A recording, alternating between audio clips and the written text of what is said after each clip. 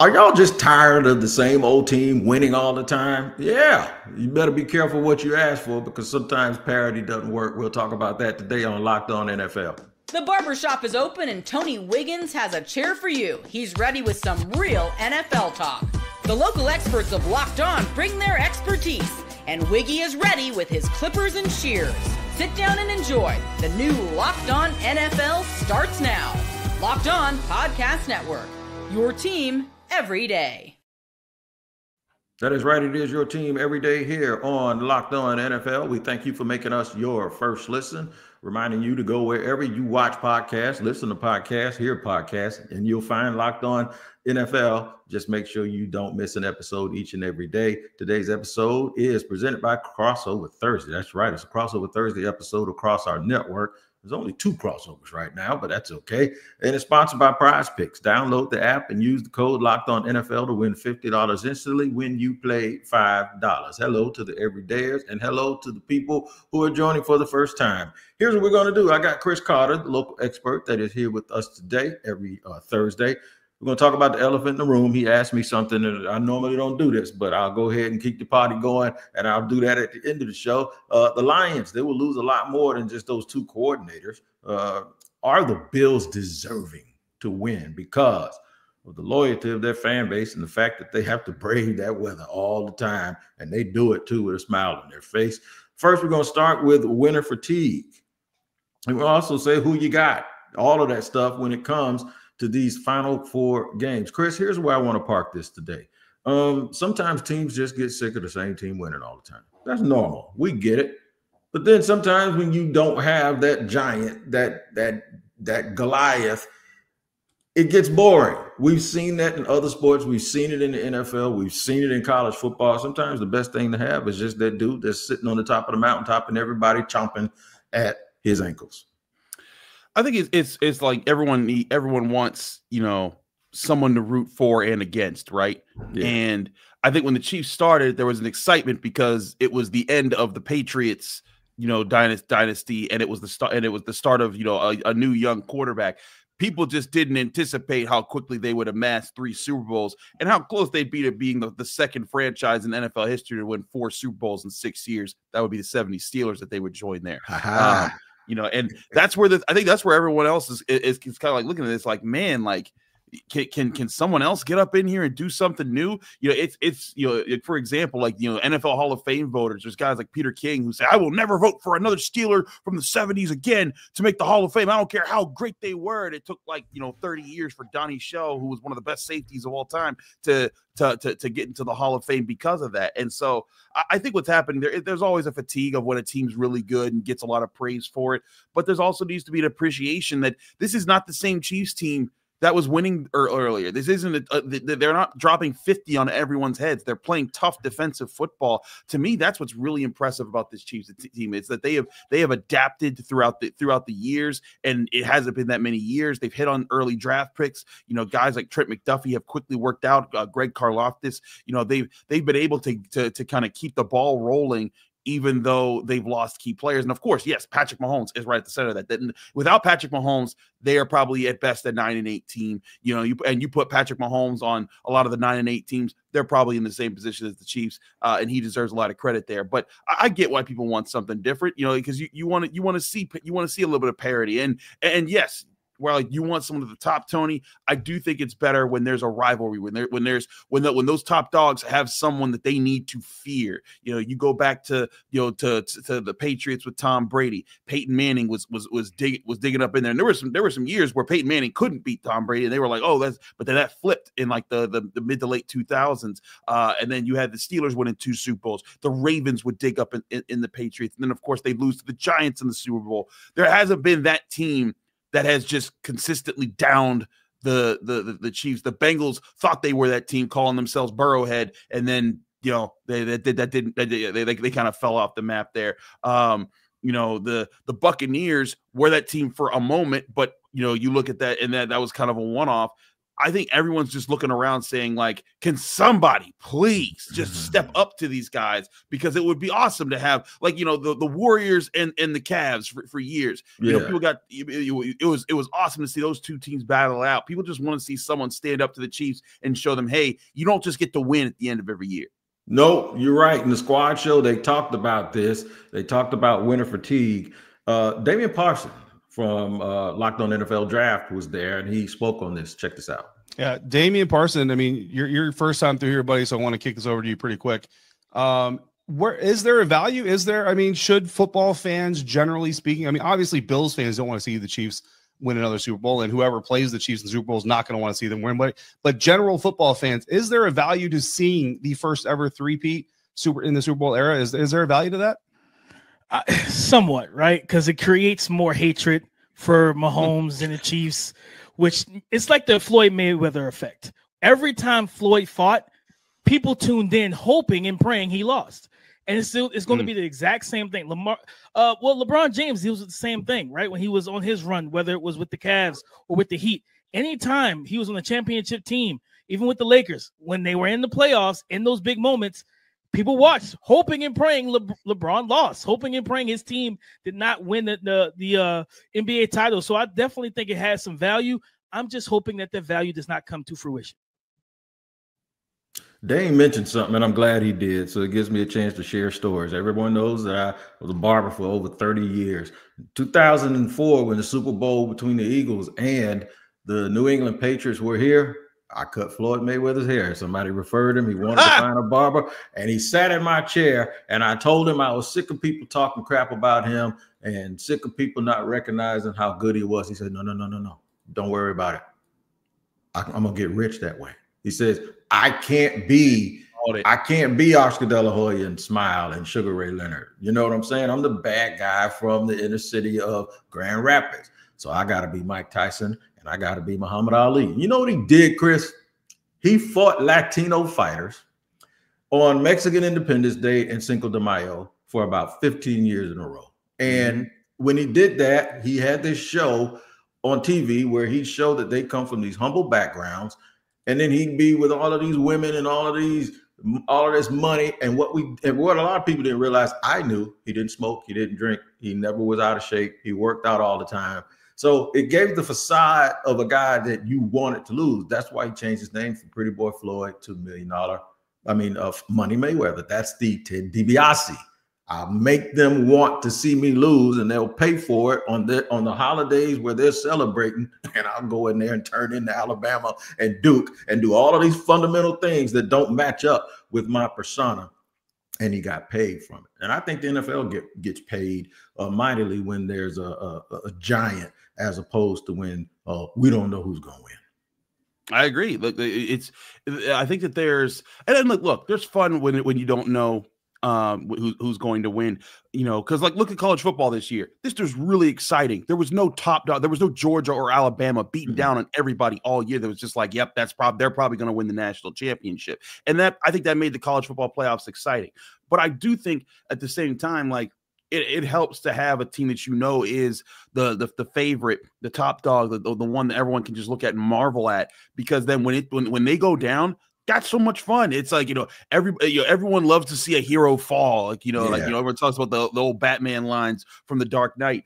I think that's where the NFL is glad to have the Chiefs. But at the same time, I think the NFL would benefit from someone taking them down. A couple times like this year. They've been trying to get it. The Bengals with Joe Burrow was testy for a little bit. They've gone away. The Josh Allen and the Bills, they have been knocking on the door for 5 years, and they just can't get past these guys in the playoffs. They've beaten them in the regular season, but they can't beat them in the playoffs. Lamar Jackson and the Ravens look like they've been so close in so many of these matchups, and they can't beat these guys. I get the frustration. I get the impatience and or the exhaustion of watching the Chiefs win. And I think that, whereas I think that there's sometimes it goes over the top. Like, I don't think the NFL conspires to help the Chiefs win. I do think that when you're a great team, you often get more calls to go your way. But I think that is I think people who just want the Chiefs to just fall off and disappear, I think you're missing the big picture here. You want a contender to rise and be on the same level as them and knock them off a few times. That's what would do it. Because don't forget, the Patriots, everyone talks about how the Patriots were the most dominant team for 25 years or whatever. They went 10 years without winning a Super Bowl at one point. They kept bumping their heads up against the ceiling, and that's why I think people just want to see the Chiefs experience for a little bit. Yeah, we're going to talk about a little bit more. There are a lot of people that want to see the Bills win. We'll discuss if Buffalo is deserving. And then if you don't have any skin in the game, who do you think most people are really, really rooting for? Is that fatigue a factor, or do people just want to see a really, really good football game? We'll talk about that portion of it. It's all AFC here in the first two segments, and we'll get more to it. We'll get more into it in just a second here on Locked On NFL. Today's show is brought to you by Talkspace. Therapy is a game changer. It can manage stress, improve sleep, and make you communicate more effectively. But finding the right therapist and fitting sessions into a busy schedule can be a challenge. There's where Talkspace comes in. Talkspace, the leading virtual therapy provider, makes getting the help you need easy, accessible, and affordable. With Talkspace, signing up is simple. You can match with a licensed therapist who fits your needs, usually within 48 hours, and it's convenient. You can have sessions from the comfort of your home, even message your therapist between appointments. Plus, Talkspace is covered by many insurance plans, and for most insured members, there's a $0 copay. It's never been easier to prioritize your mental health. As a listener of this podcast, you'll get $80 off your first month with Talkspace when you go to Talkspace.com/LockedOnNFL. Enter the promo code SPACE80 to match with a licensed therapist today. Go to Talkspace.com/LockedOnNFL and enter the code SPACE80 to get $80 off the first month and show your support for the show. That's Talkspace.com/LockedOnNFL, promo code SPACE80. All right, moving along here as we continue to talk about the AFC side of the playoffs. There's this question whether or not a team is deserving. I don't know if deserving is the right word, but there are some really, really good fan bases. We saw one in Detroit. They galvanized. They were dyeing their hair blue, and we'll get to them in a few minutes. But Buffalo is one of those players. Buffalo came down here in the playoff game, man, and they tried to take over the city. They thought they were taking over like the inner city, but they were really in the suburbs, and we were laughing. But it's all fun. That's what people do when they travel to other cities. Here's an interesting conversation of whether or not they are deserving. And this also comes from our squad show. Do you think the Bills are going to pull this off, and finally Patrick Mahomes is going to have a true rival that can actually beat him, or are we all doomed to another year of Chiefs Kingdom? I hope they can pull it off, because I'll tell you what, I mean, I think just from a personal side, I just think the Bills fans deserve this. I mean, I think you talk about like how long they've been long suffering, and frankly, as you know, the perpetrator of two of their Super Bowl losses, 35 years or whatever it was ago, the last time we were relevant in the NFL. I think that, I feel for like the kind of long suffering. I saw that commercial the other night where the guy's like, and they put prosthetics on his face, and he's the Bills fan. He's young, and then he's old, and he's in with his grandson. I'm like, man, they've never actually won a Super Bowl in his entire lifetime or beyond that. And it's like, it's tough. Yeah. So I think from that point of view, just to see kind of a really great fan base that's kind of beloved in a kind of a smaller sports venue. I think it'd be incredible just to see, and I know that's tough for Kevin to hear it right now, but I think if he's able to look past fandom, I think it's I mean, Ravens fans have a Super Bowl in somewhat recent history, right? Like maybe not the last handful of years, but 2 in 20 years. I mean, you'll take that. Little side note, Ostriker had to stand up and puff his chest out right there. He's like, he talking about Baltimore. We got a couple of Super Bowls, but they did just lose to the Bills. Is there such thing, Chris, as a team being deserving in your eyes? I mean, you win what you deserve, right? Yeah. Like, look, I have lots of friends who are Bills fans. Yeah. shout out my friend Aaron Gormley, who was in that freezing cold. It's funny. I texted her at the end of their win over the Ravens, and I was just checking to see like how she was. She's been a diehard Bills fan since I knew her in law school, and she's like, she shoots me a selfie video where she's in the crowd, like covered in snow, as like all the Bills fans are like celebrating the win. And I'm like, look, man, they have been passionate, they've been dedicated, and there's deserving, but like at the same time, like it's the same thing when when I was a high schooler and like players used to pray to God for wins, and I'd look around and be like, ain't we all God's children? Like, I don't know, man. Like the Commanders fans are pretty deserving too right now. You know what I'm saying? They've been going through, and granted, the Commanders got their Super Bowls back in the 80s. They got 3 or whatever, but I look at this, I look at that and say, like, it would be nice to see the suffering fan base that's been dedicated. They jump through tables, the on fire tables, get their win. But I think it's more than that. It's more about seeing this quarterback that people have been heralding, and rightfully so, as one of the best in the NFL, finally get his. When Peyton Manning finally got across the finish line, that changed things in the NFL, because you go back to Tom Brady when he won his first 3 Super Bowls. Everyone's wondering what's going to happen after that. And then the next year, Ben Roethlisberger wins the Super Bowl. The year after that, Peyton Manning wins the Super Bowl. The year after that, Eli Manning beats Brady in the Super Bowl. The year after that, Ben Roethlisberger wins another Super Bowl. And then you just saw a little bit more of that parity that we were talking about that made the NFL more fun. And then I think Manning won 2 before Brady won another one, but won his 4th. So I think it's the deserving thing. Like, we all know fans that have been suffering. Like, set up my friend Cedric Perry, Ceddy P. He a big Commanders fan. He's been like, I just remember every year he would just be like, they're gonna break my heart, but I'm gonna be back.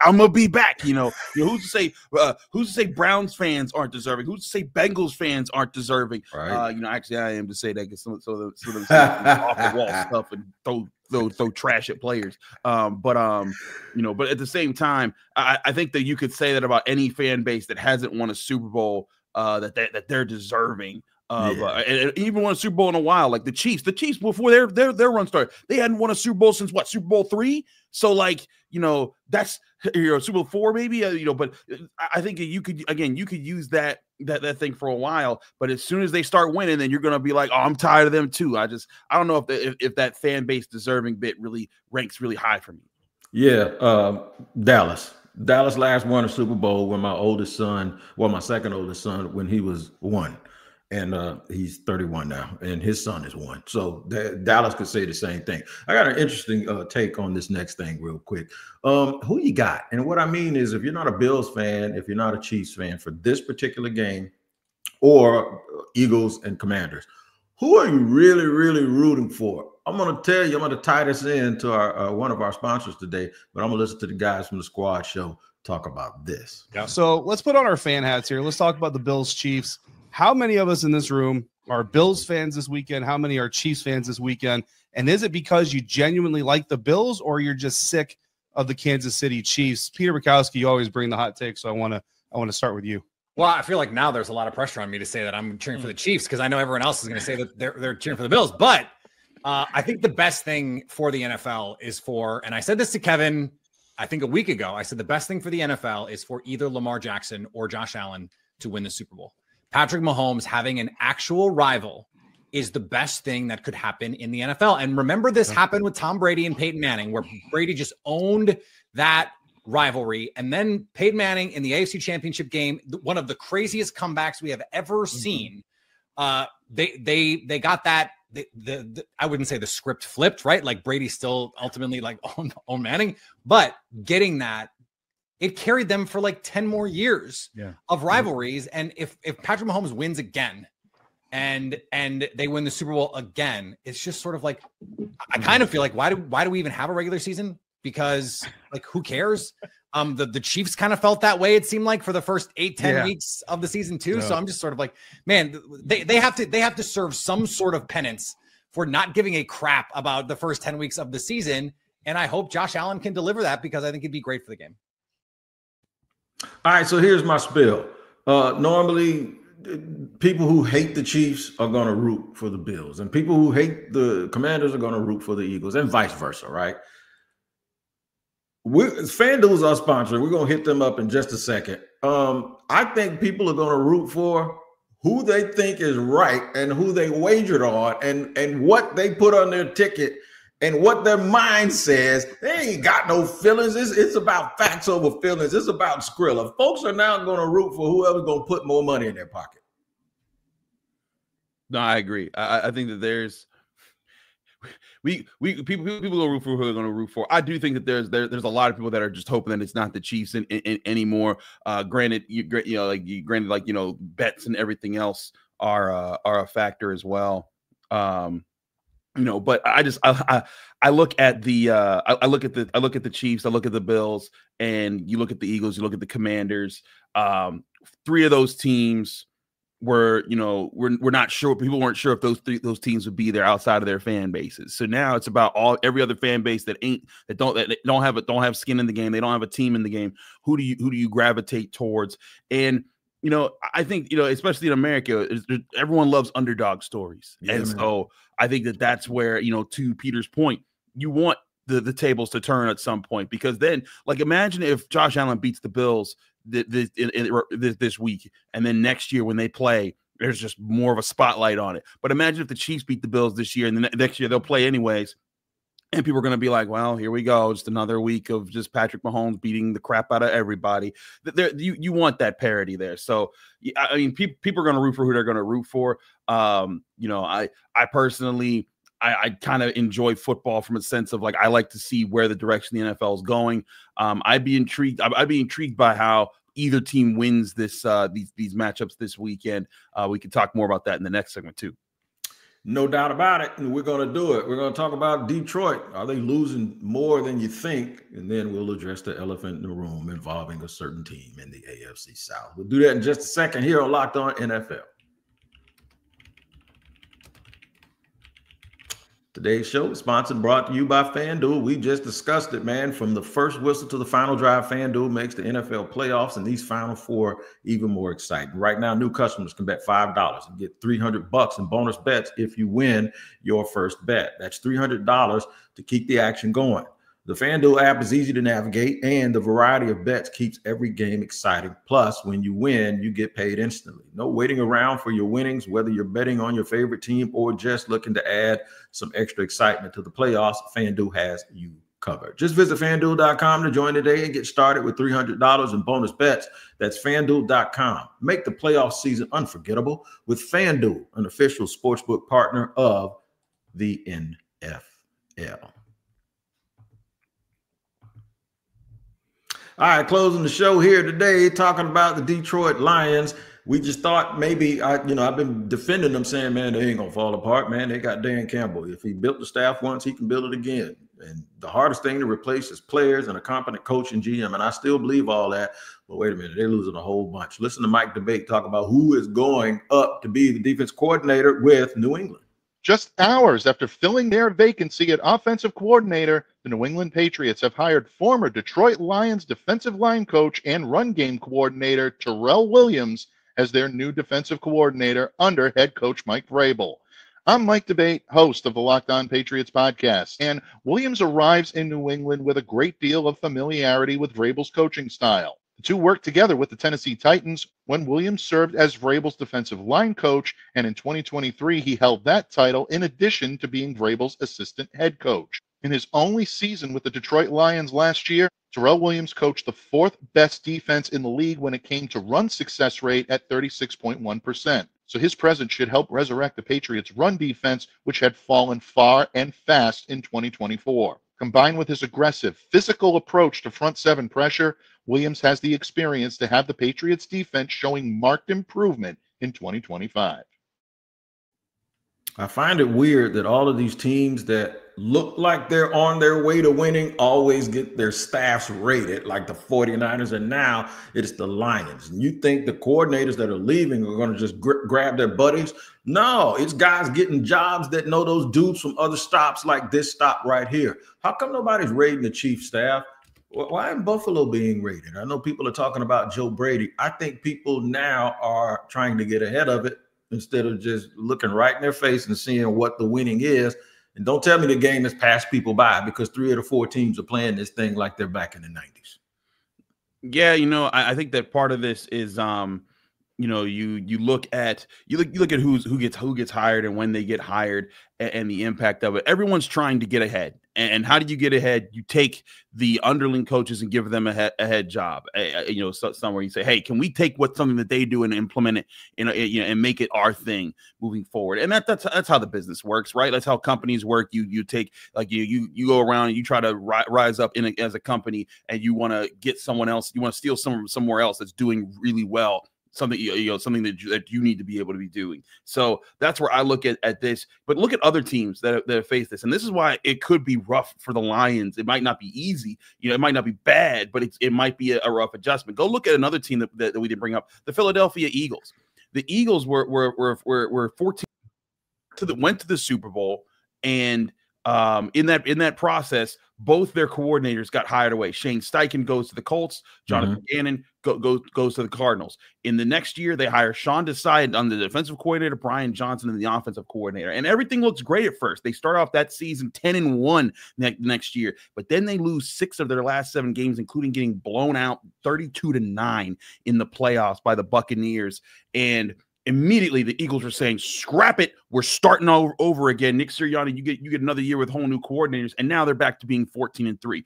It does not get, like, just because Dan Campbell picked a good staff this time around doesn't mean he's gonna do it again. It does mean you give him that chance to, right? And I also think it means be patient for him to be able to figure it out with this new staff, or find or reinvest to go get new guys. Because also, here's the other thing. We were talking about, like, you pull up some of those coordinator names that they don't always work out for the schools they go to. Shane Steichen right now is 17-17 with the Colts, and they got their new quarterback, and he can't even get them to want to stay on the field.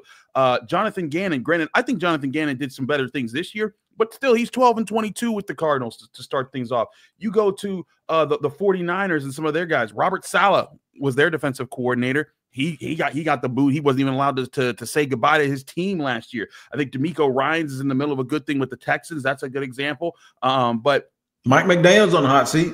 Exactly, Mike McDaniel's on the hot seat. He's been someone else there. So I look at this. It does not guarantee you that you're going to be able to find the next guy if you lose your guy. But also at the same time, when people are rating it, it's everyone's trying to take that aggressive stab, and sometimes you're gonna miss with that. And like you said, maybe some people need to be looking at what the Chiefs do and give them more shots. But some people do give the Chiefs coaches some shots. But yeah, I'm with you, Wig. I think that this is a bigger challenge for the Lions than people realize. Let them win first, man. They don't even get a chance. It's almost like if you get good, you better win immediately, because if they didn't win a playoff game this year, and in Pittsburgh, that's the only thing. Mike Tomlin hasn't won a playoff game. Hasn't won a playoff game. If he doesn't win a playoff game, it's a bad season. Well, they won 15 games. You're going to tell me that was a bad season for the Lions just because they didn't win a playoff game? No. But at the same time, you're looking around and saying, okay, like, is this the formula that's going to win, or the Lions going to be, like the Bills who never won their Super Bowl? Name a team that was high up in the rankings for a long time and never won a Super Bowl. You want to see that the Lions aren't that first. Yep, no doubt about it. Now we get to the ugly part. Normally I do it Locked On NFL. Y'all know I host Locked On Jaguars too. I don't really talk about my own team on here because they're usually not national news. Well, they're national news today, and I can't help but talk about my own team. It's the elephant in the room, right? Listen to Tyler Rowland explain what happened, and then I'll explain why I think he has what happened yesterday is a little bit mischaracterized. The Jacksonville Jaguars are an absolute disaster. Things were crazy for the Jaguars on Wednesday. We started the day with news that Liam Cohen, the offensive coordinator and the front runner for the Jacksonville Jaguars head coaching job, would be staying in Tampa Bay and did not want to go to Jacksonville because he did not want to work with their general manager, Trent Baalke. This is on the heels of rumors and reports that Ben Johnson, the new Bears coach, didn't want to go to Jacksonville because he didn't want to work with their general manager, Trent Baalke. Well, after missing out on both of those candidates, the Jaguars then fired Trent Baalke. Yeah, that's a mess, man. So let me explain it to you. Yesterday was not a mess. Yesterday was a day to rejoice for Jaguars fans and Jaguars media. It's almost like the old adage. I heard this in church one time. A guy says, you look outside and you see a tree, and I tell you it's an orange tree, but you don't see any oranges. Would you believe it? Yeah, most people wouldn't, until the oranges come when it's the season for them to bloom. So that means it's always been an orange tree. It just manifested itself publicly when it was time. The Jaguars have been a mess. This ain't just started. Everything that you see and hear, it just got so bad that it spilled over to the point where the whole world is like, what on earth is going on? So I'll say this to Tyler and whoever else. Don't feel sorry for Jaguar fans today. You should have been feeling sorry for Jaguar fans the whole time we were dealing with this foolishness. Yesterday, I think it was snowing here in Jacksonville. People grilled yesterday, man, and celebrated because they were so damn happy. And now everybody else is like, what is going on down there? Oh, no, that's what's been happening. Now we're happy. It just doesn't seem like it, Chris.